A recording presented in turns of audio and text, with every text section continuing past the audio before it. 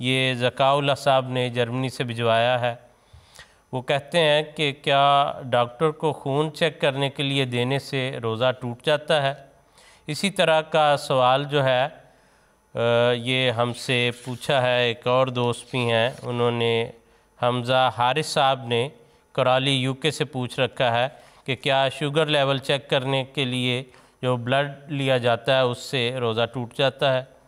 اس کا مختصر جواب تو یہ ہے کہ اس میں کوئی حرج نہیں ہے، اور اگر کسی نے شوگر ٹیسٹ کرنی ہے، اس کے لیے تھوڑا سا خون لینا ہے تو اس سے روزہ نہیں ٹوٹتا۔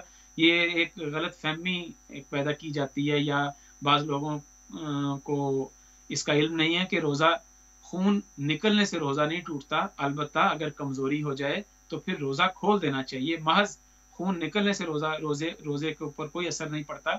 چنانچہ حضرت ابن عباس رضی اللہ تعالی عنہ بیان کرتے ہیں کہ روزے کے متعلق یہ اصول یاد رکھیں، ایک موٹا سا اصول ہے کہ الفطر مما داخل ولیس مما خرج، کہ روزہ اس چیز سے ٹوٹتا ہے جو چیز جسم میں داخل ہوتی ہے۔ وہ چیز جو جسم سے نکل جائے، جیسے خون نکلتا ہے، تو اس سے روزہ نہیں ٹوٹتا۔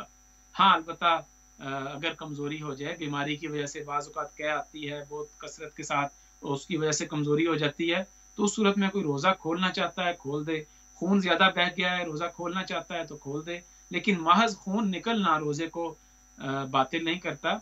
ایک اور حدیث میں بھی پتہ لگتا ہے کہ حضرت صلی اللہ علیہ وسلم روزے کی حالت میں کپنگ کروایا کرتے تھے۔ ایک طریقہ علاج تھا کہ پچھنی لگوانا، جس میں جسم سے خون نکالا کرتے تھے، اور کافی مقدار میں خون نکالا جاتا تھا۔